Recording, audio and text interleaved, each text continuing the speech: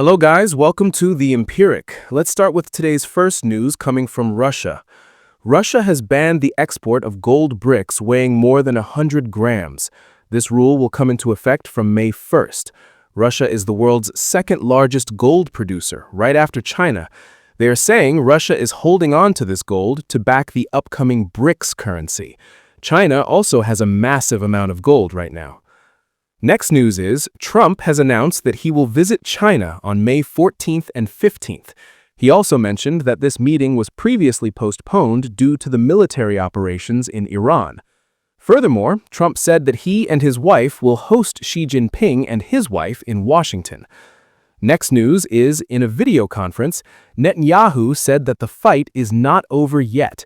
They're going to capture a 30-kilometer area of Lebanon and will finish Hezbollah forever. But on the other side, the USA has stated that we have already won the war, and J.D. Vance is heading to Pakistan for peace talks. Next news is Israel's defense company, Rafael, is going public. Before the war, its valuation was $10 billion, and now, after the war, it has jumped to $23 billion. This is the same company that built the Iron Dome and the Iron Beam, a laser air defense system that costs just $5 to $10 per laser shot. Before the war, when Indian PM Modi visited Israel, they signed an $8 to $10 billion defense deal, which included the technology transfer of the Iron Dome and Iron Beam. Now, this looks like a heavily discounted deal. The government will sell 49% of Rafael's shares and keep 51% to retain control. This could raise up to $10 billion, which will help cover the losses suffered during the war. Next news is, due to Iran's attacks on U.S. bases in the Middle East, U.S. soldiers are now working from hotel rooms. Reacting to this, Iran has asked people to report these locations to the IRGC. Iran is claiming that the USA is using civilians to save themselves and is hiding behind them. Next news is, Trump has once again said that Iran wants to make a deal so badly. He says they can't live without making a deal and that they are scared of him. But Trump says one thing and Iran says something else. That's why everyone says Trump manipulates the stock market. Next news is, the Department of Justice has arrested one Chinese national and two Americans who were supplying A100 and H100 chips to China. These three created a dummy company in Thailand, showing that this Thai company needed the chips, and then from Thailand, the chips were being smuggled into China. A few days ago, Supermicro's CEO was also arrested for the exact same thing, selling chips to China via a Southeast Asian country at high prices. Following this, the USA is now thinking of completely banning the export of chips to Southeast Asia. Next news is, Deccan AI startup has raised $25 million. Deccan AI is a startup that works on reinforcement learning from human feedback. This means you can't just give data to AI and expect it to know everything. AI needs human feedback to know what is right and what is wrong so it can become more advanced. Deccan AI has a team of top lawyers, doctors, and PhD scholars who check the answers given by AI and grade them.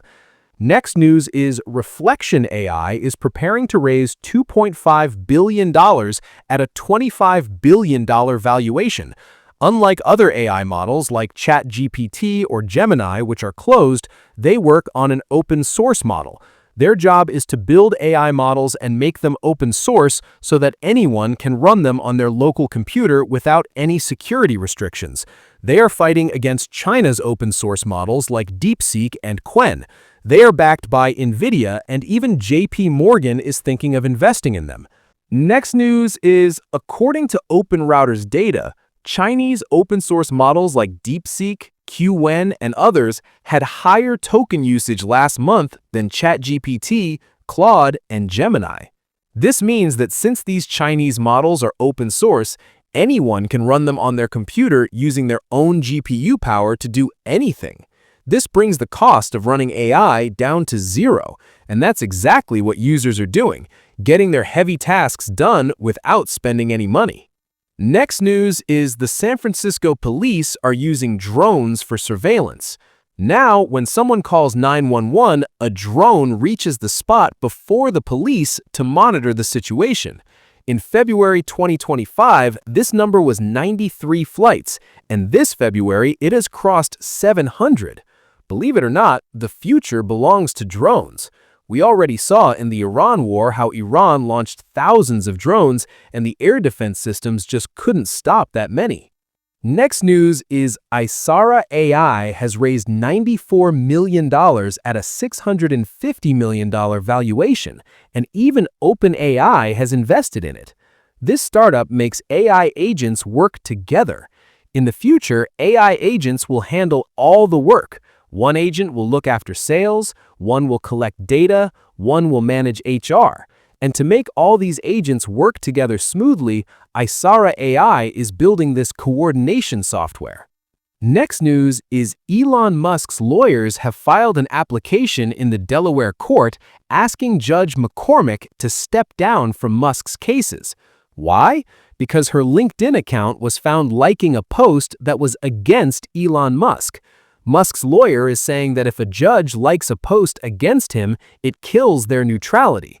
By the way, this is the same Judge McCormick who forced Elon Musk to buy Twitter for $56 billion. Next news is Google has announced that they will shift to post-quantum cryptography by 2029. The thing is, the security we have today can't be broken even by supercomputers, but quantum computers will be able to break it in seconds. Google believes that hackers are storing today's encrypted data so that in the future, when quantum computers are built, they can steal that data. Google also believes that quantum computers might arrive sooner than expected.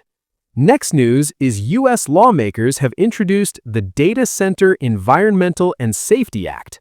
They're saying that until the federal government introduces new safety guidelines for AI, there should be a 6 to 12-month ban on the construction of new data centers.